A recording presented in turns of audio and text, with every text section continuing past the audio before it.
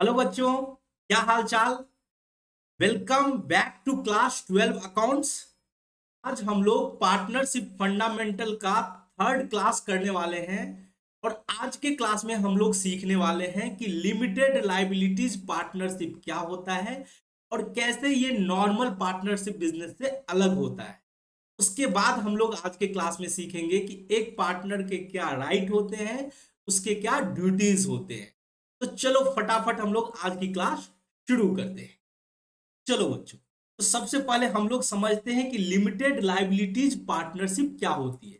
तो इस वर्ड को समझो, लिमिटेड लाइबिलिटीज पार्टनरशिप। अब देखो, आपने पार्टनरशिप बिजनेस जब उसका फीचर्स पढ़े थे तो उसमें हमने बात करी थी कि पार्टनरशिप बिजनेस जो होता है, नॉर्मल जो आपका पार्टनरशिप बिजनेस होता है, उसमें पार्टनर्स के लाइबिलिटीज जो होते हैं वो अनलिमिटेड होते हैं। अनलिमिटेड होते हैं। सर इसका क्या मतलब कि पार्टनरशिप पार्टनर्स के लाइबिलिटीज अनलिमिटेड होते हैं? इसका मतलब यह हुआ कि मान के चलो कि अगर पार्टनरशिप फर्म ने लोन ले रखा था, ठीक है, और वो लोन अगर पार्टनरशिप बिजनेस लॉस होने की वजह से वो लोन का रिपेमेंट अगर पार्टनरशिप फर्म नहीं कर पा रही है, तो पार्टनर्स को अपने घर से जमीन जायदाद को बेचकर उस लोन को चुकाना पड़ेगा। क्यों? क्योंकि यहाँ पे पार्टनर्स की जो जिम्मेदारी है, जो रिस्पॉन्सिबिलिटी है, जो लाइबिलिटीज है, वो क्या है? अनलिमिटेड है, असीमित है। तो इसके वजह से दिक्कत क्या होता था, लोग पार्टनरशिप बिजनेस करने से डरते थे। क्यों? कि अगर पार्टनरशिप बिजनेस नहीं चला तो पूरा जमीन जायदाद बेच के क्या होना पड़ेगा? इंसॉल्वेंट होना पड़ेगा, दिवालिया होना पड़ेगा, अगर आपका पार्टनरशिप बिजनेस नहीं चल पाता है। तो इस वजह से इंडियन गवर्नमेंट ने एक पार्टनरशिप एक्ट लेके आई जिसका नाम रखा गया लिमिटेड लाइबिलिटीज पार्टनर। क्या नाम रखा गया? Limited liabilities partnership act 2008। 2008 क्यों? क्योंकि ये जो एक्ट आया था वो 2008 में आया। अब गवर्नमेंट क्या बोलती है कि अगर आप डरते हो कि आपका पार्टनरशिप बिजनेस हो सकता है चलेगा या नहीं चलेगा और आपको जमीन जायदाद ना बेचना पड़े, तो आप नॉर्मल पार्टनरशिप बिजनेस मत करो। यानी आप पार्टनरशिप एक्ट जो हमने पढ़ रखा है 1932, वो पार्टनरशिप एक्ट 1932 किसके लिए है? नॉर्मल बिजनेस के लिए है, नॉर्मल पार्टनरशिप बिजनेस के लिए। तो उसमें आप अपना रजिस्ट्रेशन मत कराओ, आप अपना registration limited liabilities partnership act 2008 में कराओ। इससे क्या होगा कि आपकी जो पार्टनरशिप की बिजनेस होगी वो लिमिटेड लाइबिलिटीज वाली होगी। आपके पार्टनरशिप बिजनेस लिमिटेड लाइबिलिटीज वाली होगी और आपको अपने घर से पैसा लाने की जरूरत नहीं पड़ेगी अगर आपका बिजनेस फेल हो जाता है। तो उस केस में क्या होगा, अगर आपका बिजनेस फेल होगा तो आपके बिजनेस को बेचकर आपने जिन लोगों से, आपके बिजनेस में जिन लोगों से पैसा लिया गया था, कर्ज लिया गया था या जो वेंडर का पेमेंट करना था, तो उस पार्टनरशिप बिजनेस को बेच के जो पैसा बचेगा उसी से उस लोन की भरपाई की जाएगी, आपको घर से लाने की जरूरत नहीं पड़ेगी। आप कितने के लिए जिम्मेदार हो गए एज ए पार्टनर? तो आपने जितना पूंजी लगा रखा है, आपने जितना कैपिटल कंट्रीब्यूट कर रखा है, उतना तक के लिए ही आपको रिस्पॉन्सिबिलिटी लाइबिलिटीज लेने की जरूरत पड़ी। तो लिमिटेड लाइबिलिटीज पार्टनरशिप एक्ट में क्या बोला गया है कि पार्टनर्स की जो लाइबिलिटीज होती है, पार्टनर्स की जो दायित्व होती है, जो जिम्मेदारी होती है, वो लिमिटेड होती है। वो भी कितने तक? कैपिटल कंट्रीब्यूशन के एक्सटेंट तक। यानी जितना आपने पूंजी लगाया, जितना पार्टनर्स ने पूंजी लगाया, जितना पार्टनर्स ने पूंजी लगाया, वो उस उतना तक ही जिम्मेदार है। वो उतना तक ही जिम्मेदार है, तक ही जिम्मे ठीक है। इसको समझते हैं हम लोग, एक एग्जांपल से समझते हैं। ठीक है, मान के चलो कि चार पार्टनर हैं, एक एग्जांपल लेते हैं। चार पार्टनर हैं, ए बी सी डी। चार पार्टनर हैं, ये चारों मिलके एक लिमिटेड लाइबिलिटीज पार्टनरशिप चला रहे हैं। ठीक है, चारों मिलके जो फर्म का नाम रखा है वो रखा है A B C D. A B C D L L P. L L P का मतलब लिमिटेड लाइबिलिटीज पार्टनरशिप। तो इन चारों मिलके A B C D L L P में एबीसीडी एलएलपी नाम का अपना बिजनेस शुरू किया है। इन लोगों ने 1-1 लाख रुपया पूंजी लगाया, 1-1 लाख रुपया चारों पार्टनर ने मिलके पूंजी लगाया। ठीक है, ये कैपिटल लगाया 1 लाख, 1-1 लाख करके। तो कुल कैपिटल कितना हो गया? 4 लाख का क्या हो गया? कैपिटल हो गया। अब मान के चलो कि एबीसीडी एलएलपी ने लोन लिया है वाईजेड कोई बैंक से। ठीक है, तो एबीसीडी एलएलपी ने एक बैंक लोन ले रखा है, मान के चलो 15 लाख का। ठीक है, और किसी भी कारणवश से एबीसीडी एलएलपी का बिजनेस नहीं चला और वो फेल हो गई इस बैंक लोन को चुकाने में, बैंक लोन को वो चुका नहीं पा रही है। अब उस केस में क्या होगा? अगर मान के चलो ये नॉर्मल बिजनेस रहता, नॉर्मल पार्टनरशिप बिजनेस रहता, तो ये 15 लाख क्या होता? कैपिटल में से तो 4 लाख जाता, जो रिमेनिंग 11 लाख बचता इसको पार्टनर्स को अपने घर से लाना पड़ता। रिमेनिंग जो 11 लाख है पार्टनर्स को घर से लाना पड़ता। बट चूंकि ये एलएलपी बिजनेस है, यहाँ पे लिमिटेड लाइबिलिटीज पार्टनरशिप है, तो इन लोगों को घर से पैसा लाने की जरूरत नहीं है, घर से पैसा लाने की जरूरत नहीं है। कितना तक के लिए पार्टनर जिम्मेदारी लेगा? जितना तक वो पैसा लगाया, जितना तक वो कैपिटल लगाया। तो हर पार्टनर कितना लगाया? 1 लाख रुपया, तो वो बस 1 लाख तक के लिए ही जिम्मेदार होगा, बाकी के लिए पार्टनर्स जिम्मेदार नहीं होगा। घर से पैसा नहीं लाया नहीं लाया जाएगा लोन को चुकाने, लोन को चुकाने के लिए। अब यहां पे बच्चों आपके मन में एक सवाल आ रहा होगा कि सर अगर मान के चलो पार्ट बिजनेस जो एबीसीडी एलएलपी जो है लोन को चुकाने में फेल हो जाती है, ठीक है, और पार्टनर्स भी घर से नहीं लाएगा, तो इस लोन को चुकाएगा कौन? तब इस केस में ये लोन डिफॉल्ट हो जाएगा और बैंक को इसकी नुकसान की भरपाई करनी पड़ेगी, यानी इसका नुकसान अल्टीमेटली किसको होगा? बैंक को होगा। इसीलिए आगे चल के जब आप पार्ट एलएलपी का फीचर्स पढ़ोगे तो उसमें क्या होता है कि एलएलपी को रजिस्ट्रेशन कराना मैंडेटरी होता है और वो हर साल अपना सोल्वेंसी सर्टिफिकेट देती है कि हमारी कंपनी की स्थिति क्या है। बैंक को सोच समझ के लिमिटेड लायबिलिटीज पार्टनरशिप को लोन देना चाहिए। क्यों? क्योंकि एलएलपी के बिजनेस में पार्टनर्स रिस्पॉन्सिबिलिटी नहीं लेंगे। ठीक उसी तरह से जैसे कंपनी को लोन देते समय बैंक को अच्छे तरह से इन्वेस्टिगेशन कर लेना चाहिए, क्योंकि अगर कंपनी फेल हो जाता है तो फिर कंपनी का मेंबर और डायरेक्टर उस लोन के लिए जिम्मेदार नहीं होता है, क्योंकि कंपनी और एलएलपी की लायबिलिटी जो होती है वो क्या होती है? अनलिमिटेड होती है। कंपनी और एलएलपी की लायबिलिटीज क्या होती है?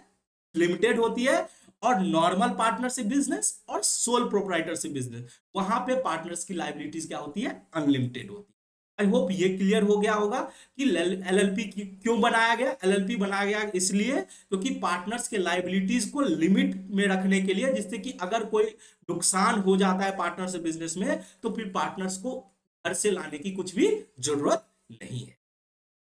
चलो बच्चों, अब आगे बात करते हैं लिमिटेड लायबिलिटीज पार्टनरशिप के फीचर की। फीचर का मतलब क्या होता है? विशेषता, कि इस एलएलपी की क्या खासियत है, इस एलएलपी बिजनेस की क्या खासियत है।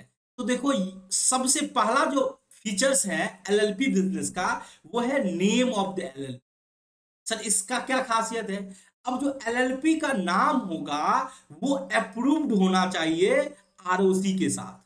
Name of the LLP must be approved, name of the LLP ये होना चाहिए approved, approved by the registrar of company, approve by the registrar of company. अभी रजिस्ट्रार ऑफ कंपनी को बोला जाता है आरओसी।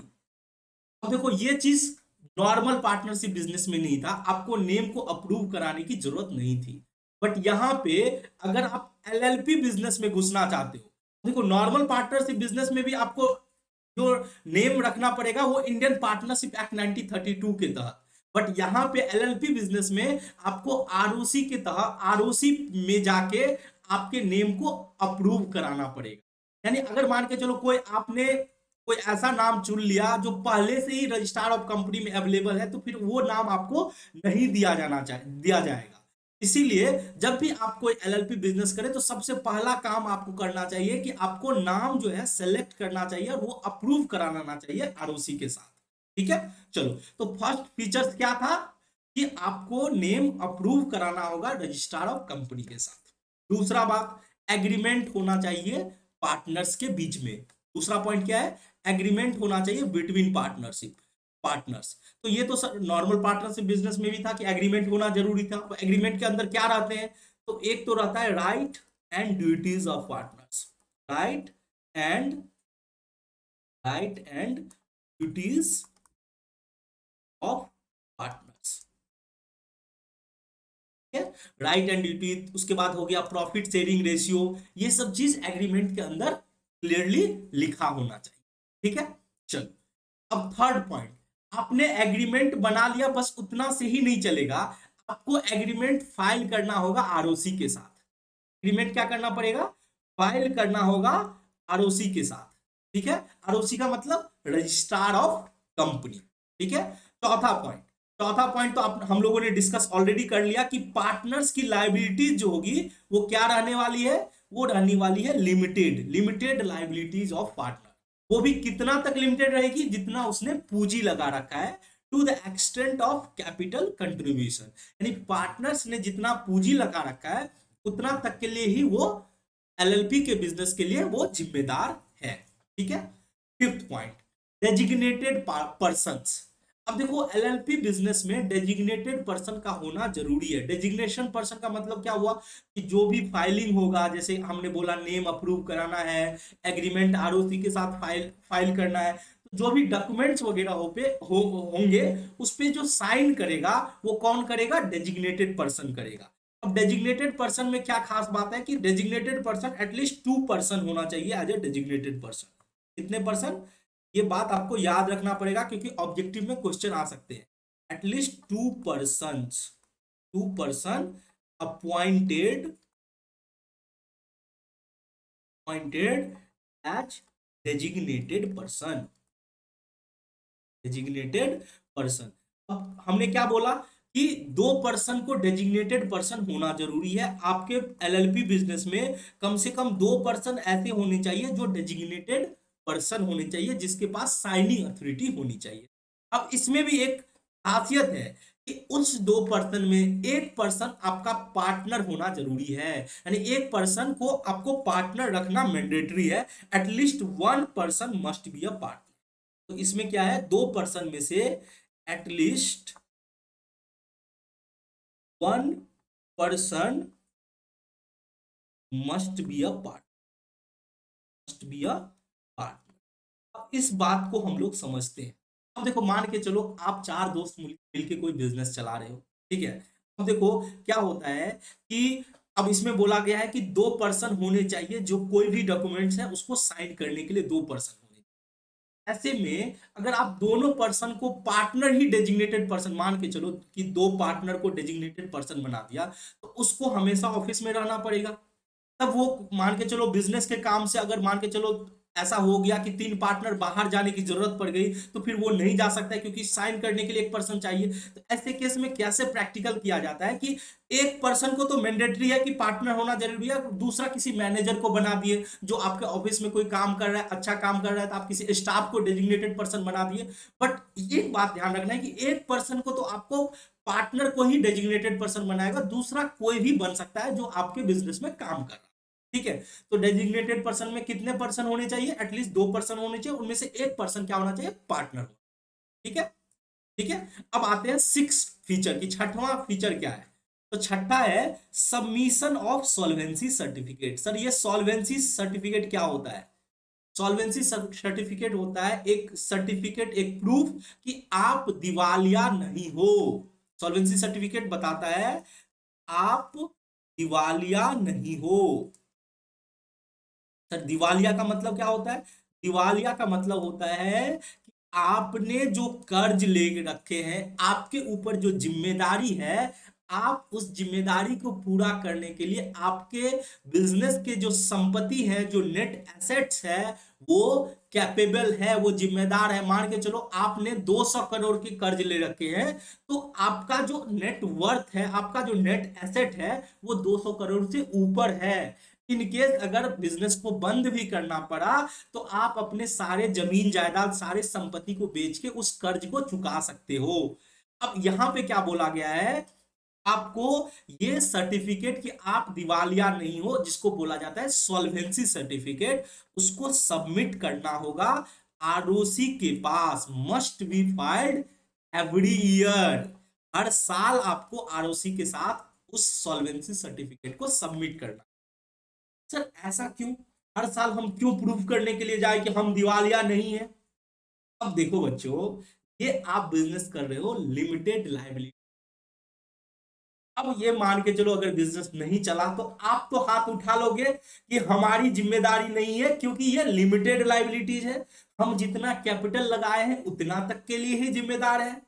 बट उस केस में बैंक को तो घाटा लग जाएगा, वो अगर लोन देगी आपको और आपका बिजनेस नहीं चला तो बैंक को तो घाटा लग जाएगा। इसीलिए लोन देने से पहले वो कम से कम ये तो चेक करेगी कि आपके कंपनी का क्या सिचुएशन है, आप लोन चुकाने में समर्थ हो भी या नहीं हो। इसीलिए हर साल आपको एक सर्टिफिकेट देना पड़ेगा, कहां पे, रजिस्ट्रार ऑफ कंपनी के पास। अब देखो रजिस्ट्रार ऑफ कंपनी में जो सर्टिफिकेट जमा होती है वो ओपन होती है पब्लिक के पास के लिए। अगर हम भी चाहे आपके कंपनी का सर्टिफिकेट देखना चाहे तो हम देख सकते हैं, हमें कुछ फीस जमा करना पड़ेगा और हम आपके कंपनी का डॉक्यूमेंट्स देख सकते हैं, क्योंकि रजिस्ट्रार ऑफ कंपनी जो है एक पब्लिक प्लेटफॉर्म है। ठीक है, आपने सुन रखा होगा नाम, अगर आप न्यूज़पेपर वगैरह पढ़ते होंगे तो आपने सुन रखा होगा MCA website, ministry of corporate affairs. ठीक है, उसी को रजिस्ट्रार ऑफ कंपनी का नाम दिया गया है।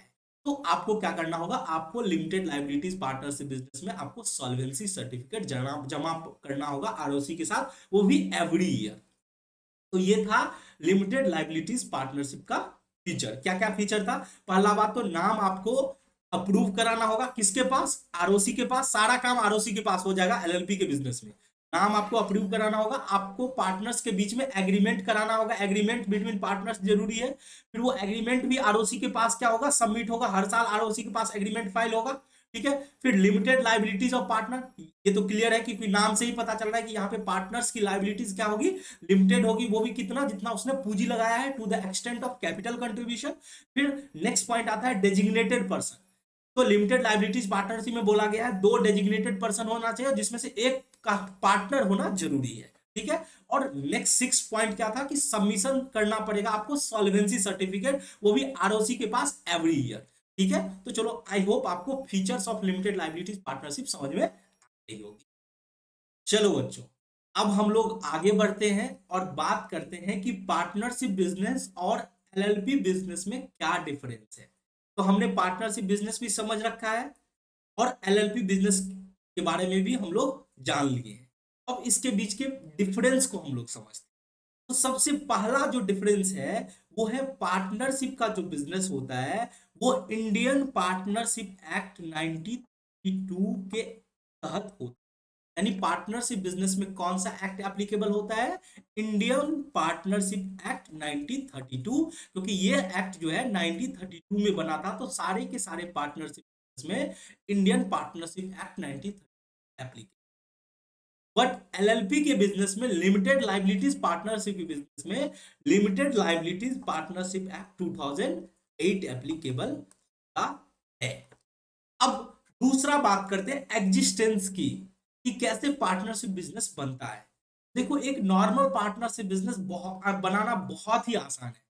आप क्या करो, दो जो भी पार्टनर है, 2 या 4 पार्टनर है, कम से कम 2 पार्टनर होना चाहिए। तो आप 2 पार्टनर मिलकर आप पार्टनरशिप बिजनेस शुरू करोगे तो क्या होगा कि एग्रीमेंट आपने पढ़ रखा है, एग्रीमेंट ओरल भी होता है, आपस में बातचीत कर लिए, पार्टनरशिप शुरू कर दिए। क्योंकि एग्रीमेंट ओरल भी हो सकता है, रिटेन भी हो सकता है। तो वहां पे नॉर्मल पार्टनरशिप बिजनेस के लिए एक एग्रीमेंट काफी होता है पार्टनरशिप बिजनेस को शुरू करने के लिए।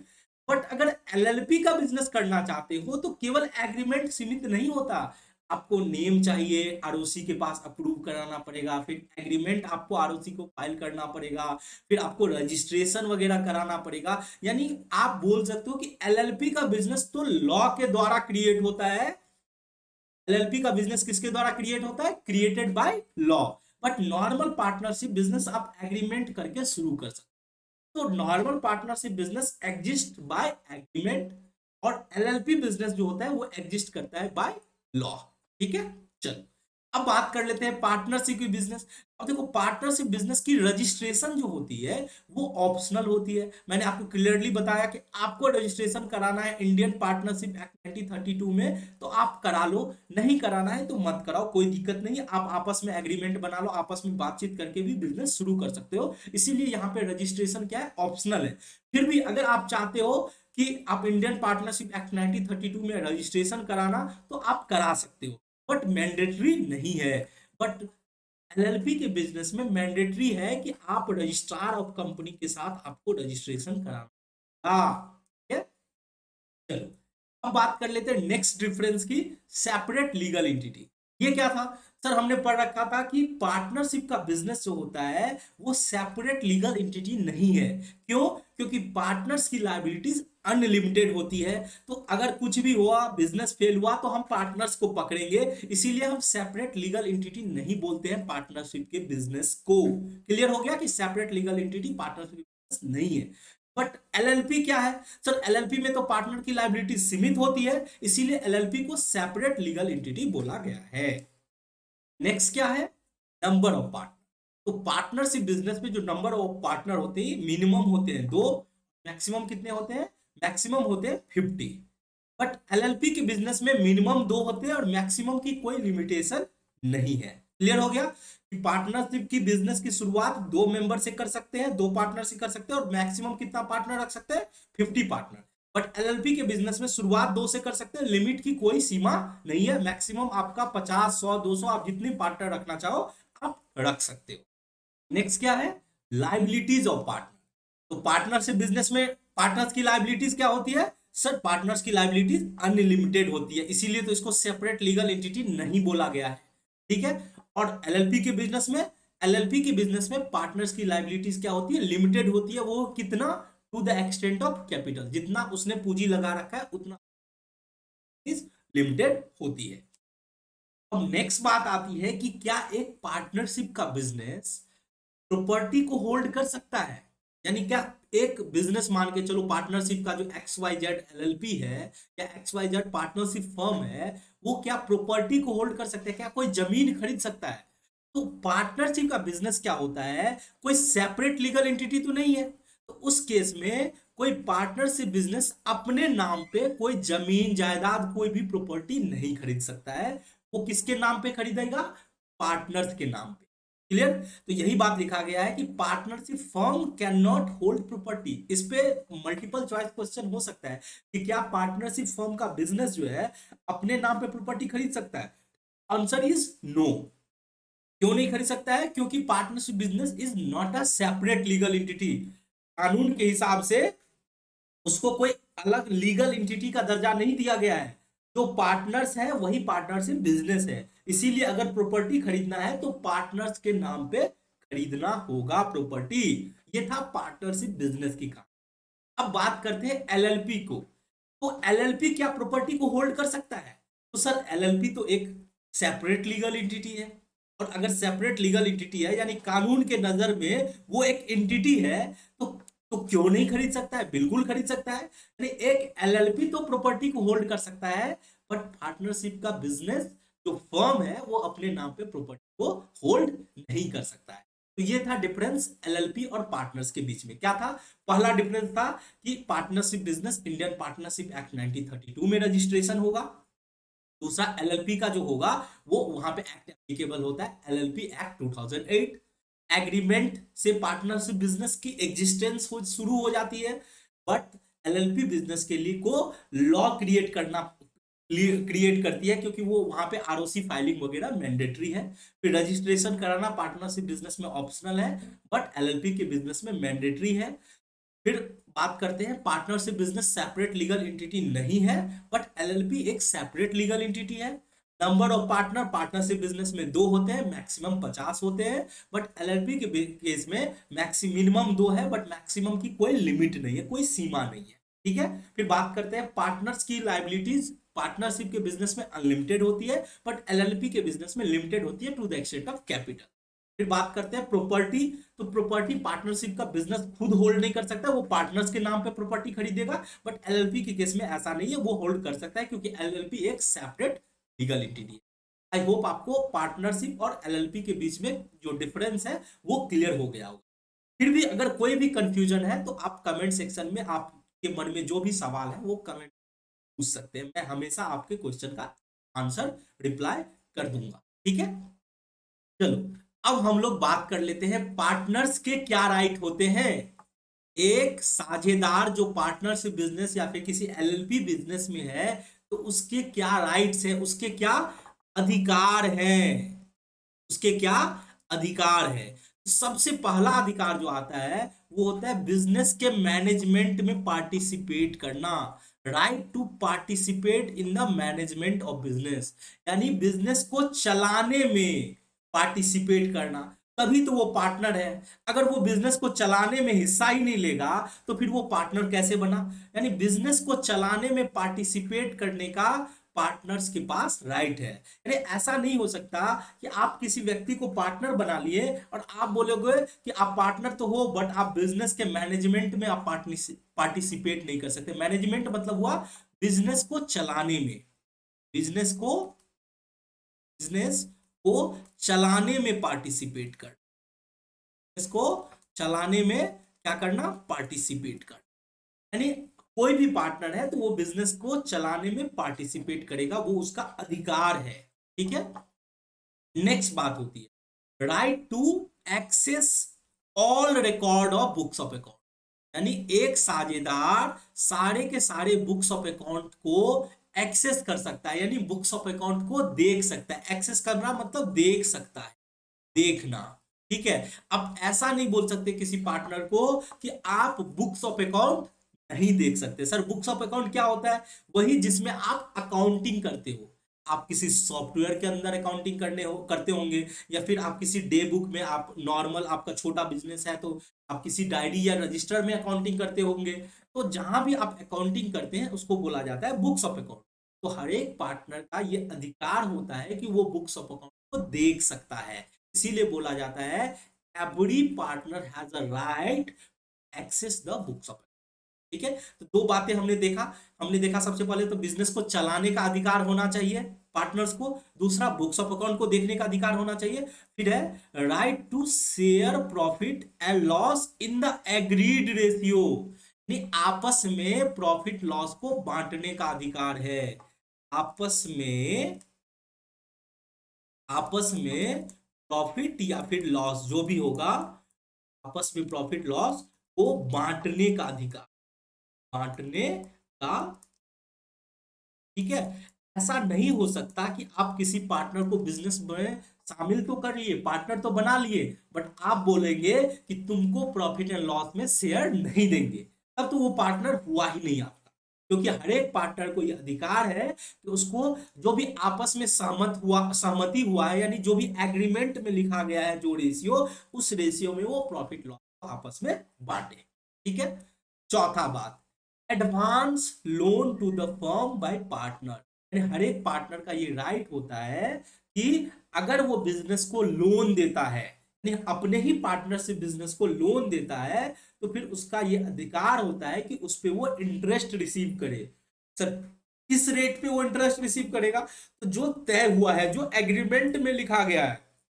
सर अगर एग्रीमेंट में कुछ लिखा ही नहीं गया हो, तो अगर एग्रीमेंट में कुछ नहीं लिखा गया है तो उसको 6% पर एनम के दर से उस लोन पर इंटरेस्ट मिलेगा उस पार्टनर को, जो पार्टनर ने बिजनेस में लोन दे रखे। ठीक है, चलो नेक्स्ट है right to take a decision in the interest of business. यानी कि पार्टनर को यह अधिकार है कि बिजनेस के हित में, इंटरेस्ट का मतलब क्या होता है, हित में, बिजनेस के हित में वो डिसीजन ले सके। अगर कोई डिसीजन लेना है जो बिजनेस के फायदे के लिए है तो अधिकार है पार्टनर का कि वो डिसीजन वो ले सकता है। ठीक है, उसके बाद एक पार्टनर को ये अधिकार होता है कि वो जब चाहे फर्म से वो रिटायर ले सकता है, रिटायरमेंट ले सकता है। देखिए अगर वो चाहता है कि पार्टनरशिप बिजनेस से वो निकलना चाहता है तो पार्टनरशिप बिजनेस में रिटायरमेंट ले सकता है। तो ये सारे अधिकार थे पार्टनर्स के। इस पे आपको थ्योरेटिकल क्वेश्चन 3 से 4 मार्क्स के आ सकते हैं कि पार्टनर्स के क्या क्या राइट होते हैं। तो पहला राइट तो बिजनेस में पार्टिसिपेट करने का, यानी participate in the management of business. ठीक है। दूसरा access the books of account, तीसरा प्रॉफिट एंड लॉस को बांटने का अधिकार है, फिर एडवांस के लोन पे इंटरेस्ट रिसीव करने का अधिकार है, बिजनेस के इंटरेस्ट में डिसीजन लेने का अधिकार है, फिर फर्म से रिटायर कर जाने का अधिकार है। होप आपको क्लियर हो गया होगा कि पार्टनर्स के क्या क्या राइट्स यानी क्या क्या अधिकार होते हैं। चलो अब बात कर लेते हैं पार्टनर्स के ड्यूटीज की। तो देखो अधिकार के साथ साथ जहां पे अधिकार आता है तो वहां पे जिम्मेदारी भी आती है। जहां पे अधिकार आता है वहां पे जिम्मेदारी यानी दायित्व भी आती है। तो एक पार्टनर के, एक साझेदार के क्या क्या दायित्व हो सकते हैं। सबसे पहला दायित्व होता है कि बॉन्ड होता है टू कैरी ऑन बिजनेस, यानी बिजनेस को चलाने के लिए जिम्मेदार होता है। बिजनेस को चलाने के लिए हर एक पार्टनर जिम्मेदार, को चलाने के लिए, बिजनेस को चलाने के लिए जिम्मेदार होता है हर एक पार्टनर, इसको चलाने के लिए। दूसरा बॉन्ड होता है to faithful to each other. ऐसा नहीं कि सब पार्टनर हैं और एक दूसरे से कुछ ना कुछ हमेशा छुपाते रहते, एक दूसरे पे भरोसा नहीं करते हैं। तो पार्टनर्स के बीच में ट्रस्ट होना जरूरी है, ट्रस्ट होना चाहिए बिटवीन पार्टनर्स। ठीक है। अगर पार्टनर्स के बीच में ट्रस्ट नहीं है, एक दूसरे पे भरोसा नहीं है, तो फिर वो बिजनेस कभी भी चल नहीं पाए। इसीलिए पार्टनर्स की ये जिम्मेदारी होती है कि एक दूसरे के प्रति वो फेथफुल रहे, bond to faithful to each other, यानी एक दूसरे के पीछे की क्या होनी चाहिए, एक दूसरे के प्रति एक ट्रस्ट की फीलिंग होनी चाहिए, एक दूसरे को मान सम्मान करने की फीलिंग्स होनी चाहिए। इसीलिए पार्टनर्स को फेथफुल होना चाहिए ईच अदर। ठीक है। Next, partners must not carry on any business competing with the firm. Partner must not carry on any business competing with the firm. इसको समझना हो, ऐसा धंधा मत करो, ठीक है, जो फर्म के कंपटीशन में हो। मान के चलो हम पार्टनर हैं, ठीक है, मान के चलो चार दोस्त मिलकर डिसाइड किया कि चलो हम तो ना कोचिंग पढ़ाते हैं साथ में मिलके। तो अगर साथ में मिलके हम कोचिंग पढ़ाते हैं तो ऐसा नहीं हो सकता कि हम साथ में मिलके भी पढ़ाए और अकेले अकेले खुद का भी कोई धंधा शुरू कर ले। ऐसा कोई धंधा नहीं करना है जो फर्म के कंपटीशन में है। ठीक है। अब ये हिंदी में लिख लो, ऐसा कोई धंधा नहीं करना है, ऐसा कोई धंधा, ऐसा कोई, देखो मेरा हिंदी भी थोड़ा कमजोर है तो इसके लिए माइंड मत रखना। ऐसा कोई धंधा नहीं करना, ऐसा कोई धंधा नहीं करना जो फर्म के कंपटीशन में हो, जो फर्म के कंपटीशन में हो। मैं कोशिश करता हूं आप लोग को इस तरह से पढ़ा दूं जो हिंदी मीडियम का स्टूडेंट को उसको भी क्लियर हो जाए, और जो इंग्लिश मीडियम के स्टूडेंट हो उनको तो क्लियर हो ही जाएगा। यानी हमें ऐसा कोई धंधा नहीं करना है जो फर्म के कंपटीशन में हो। ठीक है। फिर बात करते हैं, partners must use the firms property exclusively for the firm. ऐसा संपत्ति को अपने फायदे में नहीं लगाना है। यानी पार्टनर को फर्म के संपत्ति को, प्रॉपर्टी का मतलब क्या होता है, संपत्ति को अपने पर्सनल फायदे में नहीं लगाना है, अपने पर्सनल फायदे में नहीं यूज करना है, फायदे में नहीं यूज करना है। तो ये सब क्या है, ड्यूटीज है, यूज नहीं करना है। ठीक है। चलो, तो हमने बात की कि पार्टनर्स की ये सब ड्यूटी है। पार्टनर्स बॉन्ड है बिजनेस को चलाने के लिए, एक दूसरे के प्रति फेथफुल रहना जरूरी है, कोई ऐसा धंधा अलग से नहीं करे जो फर्म के कंपटीशन में हो, और फर्म का प्रॉपर्टी अपने स्वार्थ के लिए नहीं यूज करना, फर्म के बेनिफिट के लिए यूज करना। आई होप ये सारे बातें, ड्यूटीज आपको क्लियर हो गए होंगे। चलो बच्चों, तो आज के क्लास के लिए इतना ही। बस जाने से पहले कुछ बातें आप लोग के साथ डिस्कस करना चाहता हूँ। जैसा कि आप लोग जानते होंगे कि मैं एक चार्टर अकाउंट और जॉब के साथ साथ आप लोगों को पढ़ाने की कोशिश करता हूँ, और चाहता हूं कि आप लोग अच्छा से अच्छा मार्क्स तो लाए ही, साथ में कॉमर्स की एक ऐसी फाउंडेशन मैं आप लोगों के लिए तैयार कर सकूं जिससे कि कॉमर्स की दुनिया में आप लोग एक अच्छा कैरियर स्टैब्लिश कर पाए। मैं दिन रात मेहनत करते रहता हूं इसके लिए, जिससे कि मैं ज्यादा से ज्यादा बच्चों को जोड़ सकूं और एक अच्छी कॉमर्स की इसके लिए मुझे आप लोग का प्यार और सपोर्ट चाहिए। मैं चाहता हूं कि गुरु दक्षिणा के रूप में आप लोग हमारे चैनल को और उसके हर एक वीडियोस को आप लाइक करें, और आप लोग अपनी क्वेरीज, आप लोग को जहां कहीं भी दिक्कत हो वहां पे जो भी आपके डॉट्स आ रहे हो वो जरूर हमसे पूछे वीडियो के कमेंट सेक्शन में। और अगर आप कुछ सुझाव देना चाहते हैं, फीडबैक्स देना चाहते हैं, तो वो भी जरूर दे। और साथ में आप अपने दोस्तों के साथ, आप व्हाट्सएप यूज करते हो या फिर फेसबुक यूज करते हो या जो भी सोशल मीडिया एप्लीकेशन आप यूज करते हो, वहां पे जरूर इस चैनल को शेयर करें।